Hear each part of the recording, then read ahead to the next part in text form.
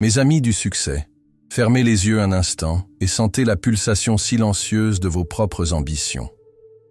En chacun de nous sommeille un désir profond, une soif d'aller au-delà de notre zone de confort, même si la raison habille souvent cette inquiétude des habits du quotidien. C'est ainsi que cela s'est passé pour moi, jeune et plein de doutes, descendant d'un train pour interviewer l'homme le plus riche d'Amérique. J'ai découvert que les plus grandes vérités arrivent rarement avec fracas.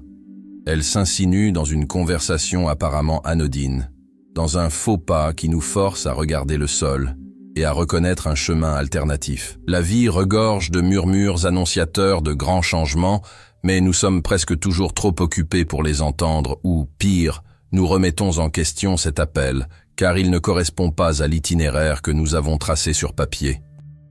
Je veux vous parler de signes qui se déguisent en contretemps, de coïncidences qui semblent trop insignifiantes pour mériter notre attention, d'invitations qui surgissent hors du script et ouvrent des passages entièrement nouveaux. Chaque fois que j'ai interviewé un géant de l'industrie ou un révolutionnaire de la science, j'ai détecté le même schéma.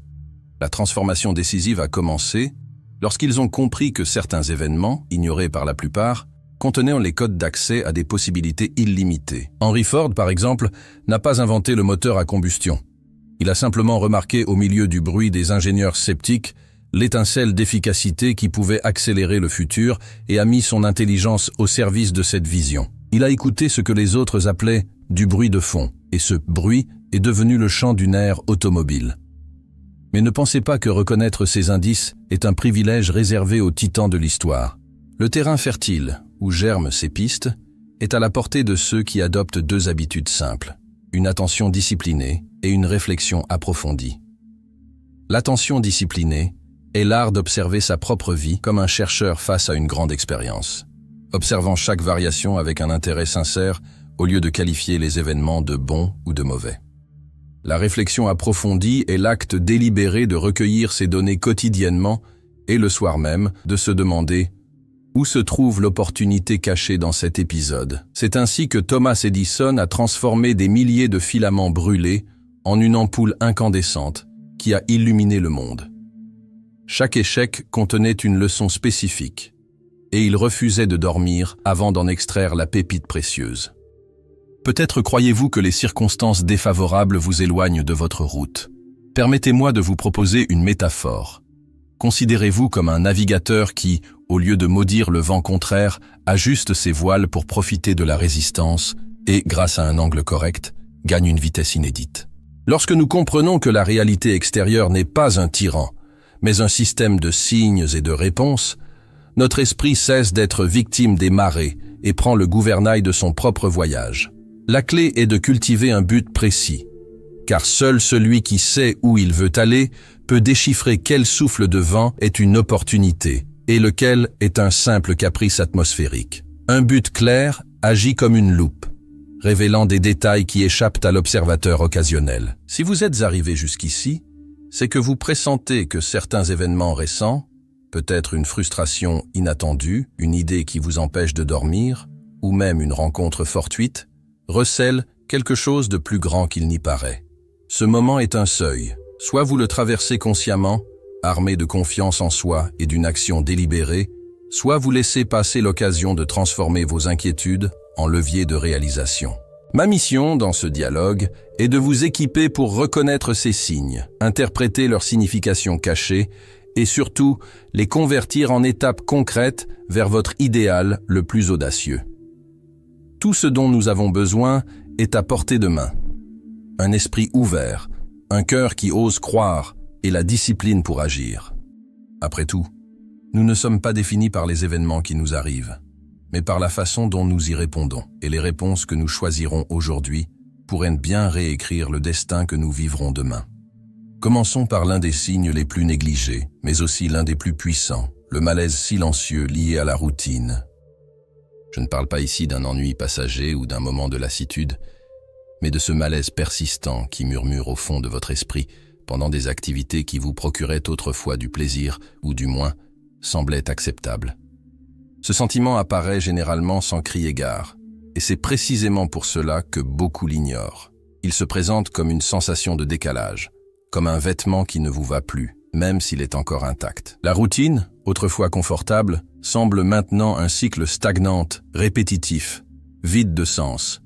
C'est le premier signe que quelque chose en vous a commencé à évoluer et que le monde qui vous entoure n'a pas encore suivi cette transformation.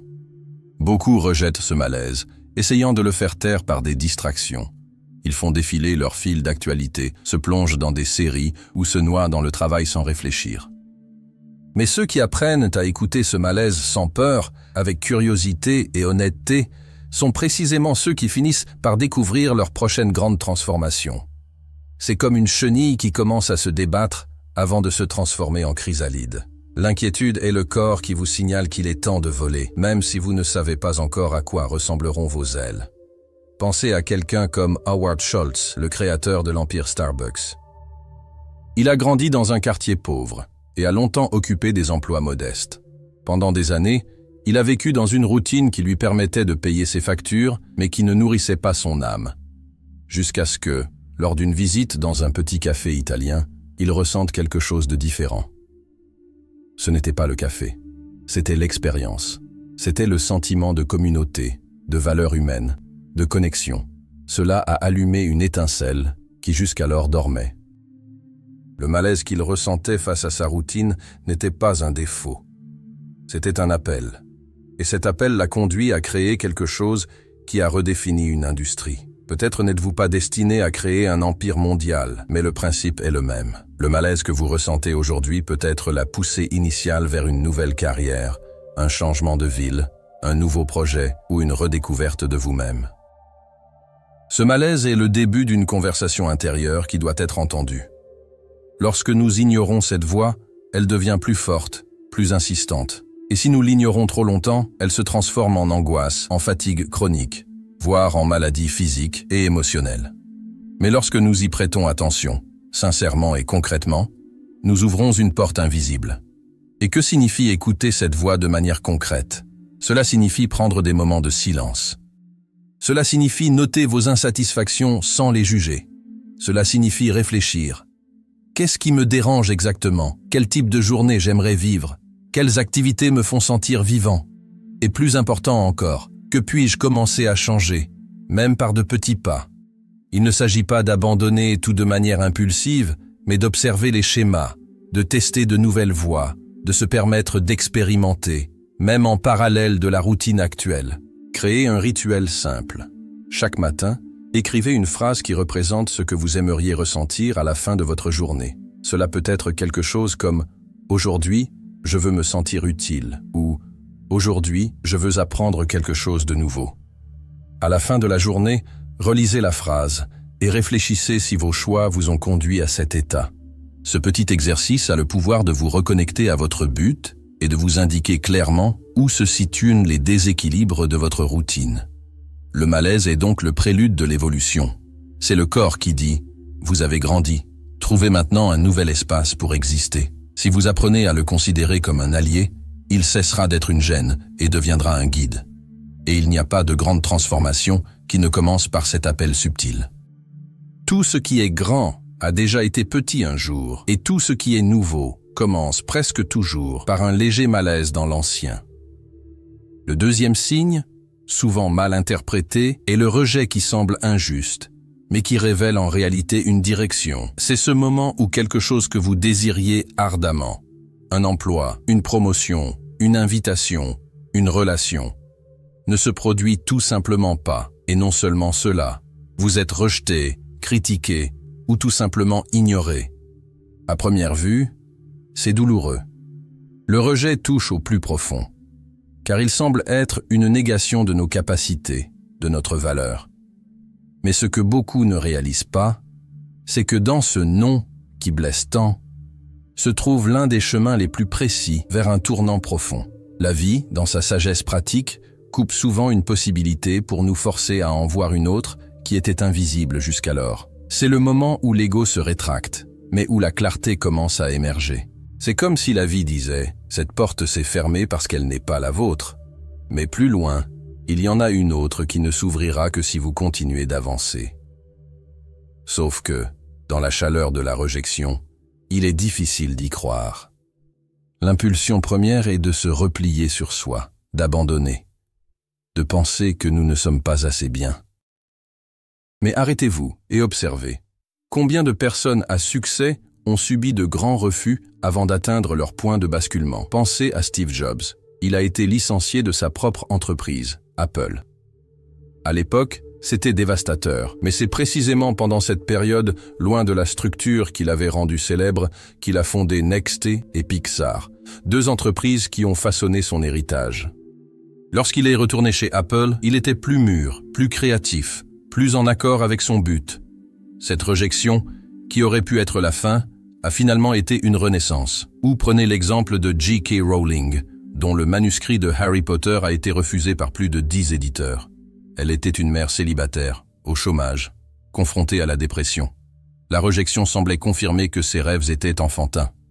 Mais elle a persévéré. Car chaque refus servait aussi de filtre. Ce n'était pas elle qui avait tort. Ce n'étaient ni que les mauvais yeux qui lisaient son message. La vérité est que la rejection purifie. Elle nous oblige à nous interroger plus profondément.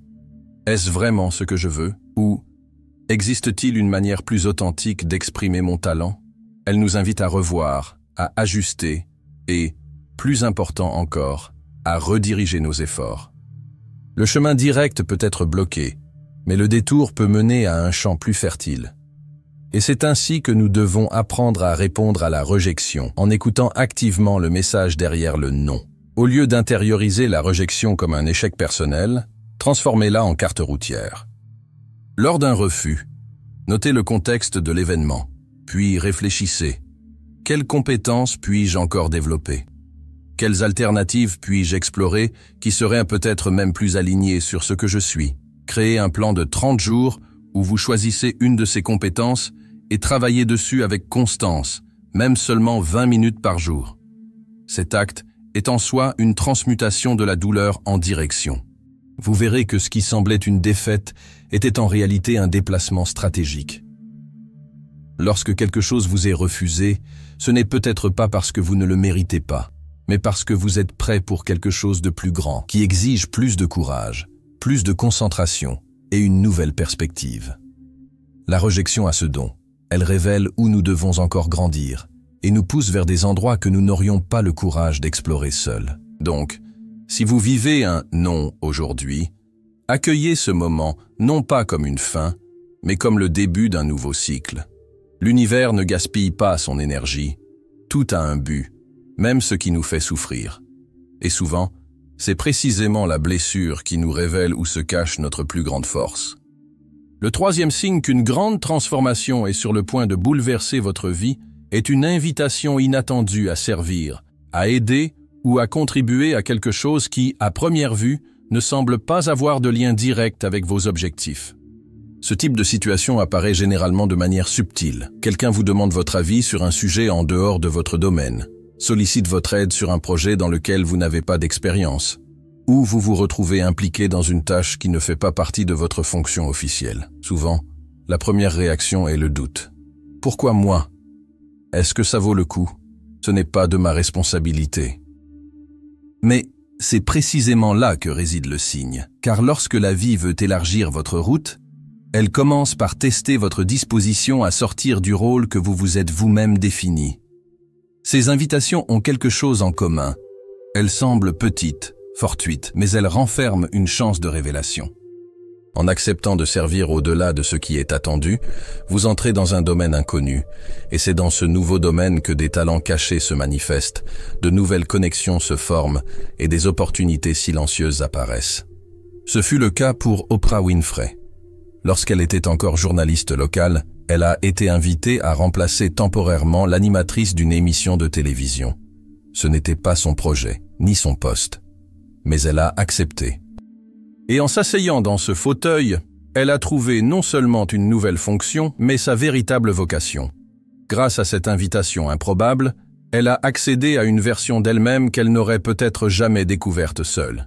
Il est important de comprendre que servir ne signifie pas se soumettre ou s'annuler. Bien au contraire, c'est mettre ses capacités au service de quelque chose de plus grand, même si vous ne comprenez pas pleinement ce quelque chose au début.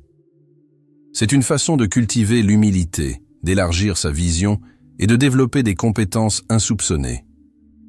Lorsque vous vous engagez avec excellence, même dans des tâches qui ne sont pas officiellement les vôtres, vous envoyez au monde un signal clair. Je suis prêt pour plus. Cette disposition à servir sans attendre de récompense immédiate est l'une des marques des grands réalisateurs. Pensez à toute personne que vous admirez pour sa trajectoire. À un moment donné, elle a dit oui à quelque chose de petit qui s'est révélé immense. Servir est un geste de confiance dans le processus, et la récompense vient presque toujours de là où on l'attend le moins.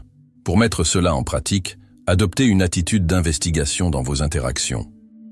Lorsque quelqu'un mentionne un défi, demandez-vous « puis-je aider d'une manière ou d'une autre ?» même de façon minime. Et si la réponse est oui, offrez votre aide. Sans attendre de reconnaissance, sans chercher à contrôler. Juste avec l'intention de contribuer. La vie récompense ce type d'attitude par des apprentissages précieux, des connexions transformatrices et souvent, des portes qui ne s'ouvrent qu'à ceux qui sont prêts à les franchir pieds nus, avec humilité.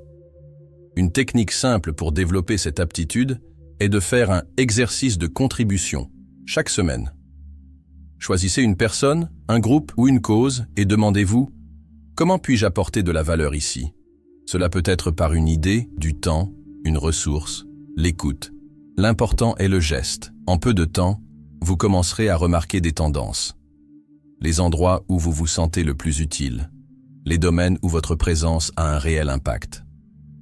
Et ces signes sont des indicateurs précieux de votre véritable potentiel. Vous pourriez penser que vous n'aidez que les autres, mais en réalité, vous vous construisez vous-même. Chaque acte de service sincère développe votre force émotionnelle, intellectuelle et même spirituelle. Et lorsque le moment sera venu, ce grand changement qui bouleverse tout, vous serez prêt, car vous aurez entraîné votre esprit au service, adapté votre cœur à la collaboration et fortifié votre caractère pour assumer de grandes responsabilités. Donc, la prochaine fois que l'on vous sollicite pour quelque chose qui ne vous regarde pas, ne fermez pas la porte si vite. Peut-être que cette invitation est le début du chemin qui vous mènera au cœur de votre véritable mission. Le quatrième signe qu'un grand changement est sur le point de transformer votre vie pour toujours est l'apparition de coïncidences récurrentes qui pointent vers un même thème, une même idée ou une même direction. La plupart des gens considèrent ces répétitions comme des curiosités du quotidien, de simples hasards. Mais ceux qui sont attentifs et conscients réalisent que lorsqu'un même sujet, concept ou opportunité revient sans cesse, ce n'est pas un hasard, c'est un appel. Ces coïncidences sont comme des échos que la vie envoie lorsqu'elle souhaite vous guider, lorsqu'elle tente d'attirer votre attention sur quelque chose qui pourrait devenir le prochain grand chapitre de votre histoire. Peut-être lisez-vous un livre sur les changements de carrière et quelques jours plus tard, vous recevez un message d'un ancien collègue vous proposant un travail dans un nouveau domaine. Ou peut-être regardez-vous un documentaire sur une alimentation saine et, le même week-end, vous trouvez une promotion pour un cours de nutrition. Puis un ami mentionne le même sujet au détour d'une conversation. Ces événements peuvent sembler sans lien pris isolément. Mais en reliant les points, un schéma se dessine. Et ce schéma représente souvent la prochaine direction que votre esprit, votre but et votre énergie doivent suivre. Il ne s'agit pas de mysticisme, mais de neurologie. Notre cerveau possède une structure appelée système d'activation réticulaire, ou SAR. Il fonctionne comme un filtre attentionnel. Lorsque vous commencez à vous concentrer sur quelque chose, même inconsciemment, le SAR met en évidence les stimuli liés à ce centre d'intérêt au milieu du bruit ambiant. C'est pourquoi, lorsque vous apprenez un nouveau mot, vous commencez soudainement à l'entendre partout. Il était toujours là, c'est vous qui êtes maintenant à l'écoute. Il en va de même pour les signes de transformation. Ils deviennent visibles lorsque votre esprit commence à accepter qu'un nouveau chapitre est sur le point de commencer. Un exemple inspirant est celui de Tim Ferriss. Avant de devenir un auteur à succès et un conférencier international, il a commencé à remarquer une répétition curieuse dans ses voyages et ses conversations, des personnes qui vivaient en dehors du modèle de travail traditionnel, conciliant liberté et productivité. Cela l'a intrigué. Il a enquêté, testé, vécu l'expérience et a écrit « Travailler 4 heures par semaine ». Un livre devenu symbole d'une nouvelle ère professionnelle. Mais tout a commencé par une attention portée aux coïncidences. La question clé ici est, qu'est-ce qui s'est répété dans votre vie ces derniers jours ou ces dernières semaines? Quel thème semble frapper à votre porte plus d'une fois? Qu'avez-vous entendu, lu, ressenti, qui revient sans cesse, même si vous essayez de l'ignorer? Il y a une intelligence pratique dans ces répétitions, et les ignorer, c'est se boucher les oreilles lorsque l'avenir vous appelle par votre nom. Pour rendre ce signe plus clair et plus utile, commencez un journal des tendances. Notez-y tout ce qui vous semble être une coïncidence ou une répétition inhabituelle. Faites-le pendant 7 jours. À la fin de la semaine, relisez vos notes et recherchez les thèmes communs. Vous pourriez être surpris par la clarté du schéma qui émerge. Une fois ce thème récurrent identifié, ne le fuyez pas. Embrassez-le comme une expérience. Prenez le temps de l'explorer, même modestement. Lisez à ce sujet, discutez avec des personnes qui le maîtrisent. Créez quelque chose autour de cela. Parfois, le simple fait d'agir en direction du thème suffit à débloquer des portes restées fermées pendant des années. Un autre point important, ne rejetez pas un schéma simplement parce qu'il semble improbable. Parfois, le nouveau sens de votre vie viendra d'un endroit inattendu. Les grandes transformations naissent rarement dans les zones prévisibles. Elles émergent des fissures, des hasards qui se répètent jusqu'à devenir trop évidents pour être ignorés. L'esprit qui voit l'invisible est celui qui s'entraîne à percevoir l'essentiel dans l'apparentement aléatoire. Ce que nous appelons une coïncidence peut être en réalité une invitation camouflée à grandir, à changer ou à enfin s'aligner sur quelque chose qui correspond davantage à ce que vous êtes vraiment. Apprenez à regarder avec attention, avec ouverture et surtout avec la volonté d'agir, car chaque coïncidence récurrente porte en elle un levier invisible. Et lorsque vous décidez de le tirer, le monde se réorganise en réponse. Le 5e et dernier signe qu'un grand changement est sur le point de transformer votre vie est, paradoxalement, aussi le plus inconfortable. Une crise personnelle qui expose votre vulnérabilité. Je parle de ce moment où tout semble s'effondrer. Perte, frustration, fatigue profonde, instabilité émotionnelle ou financière. C'est comme si les certitudes qui soutenaient votre vie se dissolvaient d'un seul coup et le terrain qui vous donnait auparavant de la sécurité tremble maintenant sous vos pieds. Ces moments sont difficiles, parfois dévastateurs, mais ils sont aussi souvent le terrain fertile d'où jaillissent les plus grands sauts de conscience et de réalisation. La crise n'arrive pas pour vous punir, mais pour vous forcer à regarder à l'intérieur, à remettre en question ce qui était accepté sans réflexion, à briser des structures qui, malgré leur solidité, étaient dépassées. Elle vous oblige à vous défaire des illusions, des schémas limitants, des chemins qui semblaient sûrs mais ne menaient nulle part, et surtout à faire face à votre essence avec plus d'honnêteté. J.K. Rowling a elle-même déclaré avoir trouvé les bases solides sur lesquelles elle a reconstruit sa vie au plus profond de ses difficultés. Au chômage, mère célibataire d'une jeune fille, souffrant de dépression et sans soutien, elle a décidé, au milieu du chaos, que si elle suivait ce en quoi elle croyait profondément, raconter des histoires, elle aurait encore quelque chose. C'est dans cette vulnérabilité qu'elle a écrit les premières ébauches d'Harry Potter dans des cafés, avec du papier emprunté. Elle n'avait aucune garantie, seule une vérité intérieure qu'elle ne pouvait plus ignorer. Et cette vérité, embrassée au cœur de la souffrance, a changé son histoire, et celle de millions de lecteurs. La crise est comme une nuit obscure de l'âme. Elle n'apporte pas la lumière, mais elle prépare vos yeux à voir au-delà de la surface. C'est lorsque nous sommes forcés de nous dépouiller de tout ce que nous considérions comme indispensable que nous accédons enfin à notre véritable force, celle qui ne dépend pas des titres, du statut, de la reconnaissance. Une force qui vient de ce que vous êtes et non de ce que vous possédez. Et c'est cette force qui soutient les grands changements. J'aime beaucoup cette métaphore. Le bambou chinois passe des années à pousser sous terre avant de percer la surface. Pendant ce temps, il développe des racines profondes, invisibles. Puis, lorsqu'il finalement émerge, il grandit de plusieurs mètres en quelques semaines. La crise est ce temps souterrain. Elle approfondit vos racines, même si vous ne voyez pas encore les fruits. Au lieu de résister à la crise, apprenez à dialoguer avec elle. Demandez-vous, que veut me montrer cette douleur ? Qu'est-ce que je suis en train de perdre et qui n'avait plus de sens ? Quelle partie de moi a besoin de mûrir maintenant? Ces questions n'apporteront pas de réponses immédiates, mais elles activent un processus interne de réorganisation. Et ce processus est puissant. La douleur, lorsqu'elle est accueillie consciemment, devient une boussole.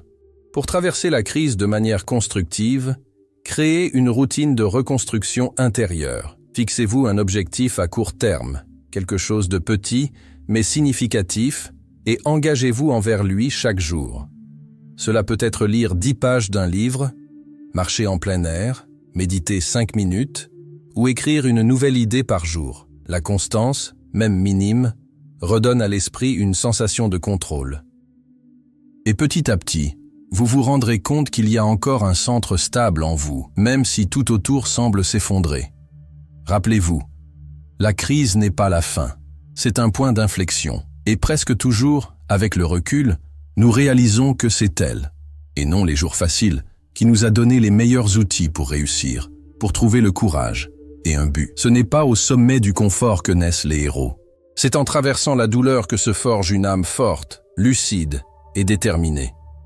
Donc, si vous êtes en crise actuellement, sachez que vous êtes sur un terrain de transformation. Respirez, sentez, apprenez. Et avancez pas à pas, car c'est précisément là, dans le chaos silencieux, que la prochaine grande version de vous-même est en train de se former. Nous en arrivons au point où tout ce qui a été dit jusqu'ici doit se convertir en action. Car ce n'est pas le savoir qui transforme une vie, c'est le faire. Les signes que nous avons explorés ne sont pas des prédictions magiques ou des promesses vides. Ce sont des preuves concrètes, observables, que vous êtes déjà en processus de changement. Si vous avez identifié dans votre propre parcours le malaise face à la routine, le rejet qui blesse, l'invitation à servir en dehors de votre rôle, les coïncidences insistantes ou une crise profonde qui expose votre fragilité, alors la vérité est simple, vous êtes prêt. Mais être prêt ne suffit pas. Beaucoup sont prêts, mais hésitent. Le monde est plein de personnes préparées qui ne sont jamais parties parce qu'elles ont trop attendu. Attendu la certitude, l'approbation, le moment idéal. La grandeur, cependant, ne naît pas dans l'attente. Elle naît dans le mouvement, dans le pas encore hésitant, dans la décision de faire confiance même lorsque le chemin n'est pas encore éclairé. Ce qui sépare ceux qui réussissent de ceux qui ne font que désirer est une simple attitude. Agir malgré le doute. Maintenant, c'est à votre tour de prendre les rênes. Relisez ces 5 signes. Choisissez celui qui a le plus résonné en vous. Ne réfléchissez pas trop. Sentez. Lequel s'est présenté dans votre vie ces derniers jours? Avec lequel vous identifiez-vous le plus intensément? C'est votre point de départ. Prenez cet indice et transformez-le en action. Une action réelle. Un changement d'habitude. Une demande faite. Une conversation entamée. Un projet commencé. Peu importe la taille. L'engagement compte. Fixez-vous un objectif pour les 7 prochains jours. Quelque chose de tangible. Quelque chose que vous pouvez mesurer. Et chaque soir, réfléchissez. Aujourd'hui, suis-je resté fidèle à mon avenir ou ai-je simplement répété mon passé? L'honnêteté face à cette question est le thermomètre de votre évolution. Et la discipline à y répondre par des actes, et non seulement par des intentions, est ce qui vous mènera à la transformation qui palpite déjà en vous. Vous n'avez pas besoin de plus de temps, ni de plus de chance, ni de plus de garantie. Vous n'avez besoin que d'une décision. Une décision ferme, même silencieuse. Une décision de ne plus gaspiller les signes. Une décision de croire que oui, quelque chose de grandiose est en train de se former. Et que vous, avec toutes vos imperfections, avec toutes vos chutes, êtes parfaitement capable de le soutenir. La vie a déjà commencé à vous le montrer. Maintenant, c'est à vous de montrer à la vie que vous êtes prêt. Allez-y. Et n'arrêtez pas. Car le voyage qui vous attend est plus grand que tout ce que vous avez déjà vécu. Et il commence exactement ici.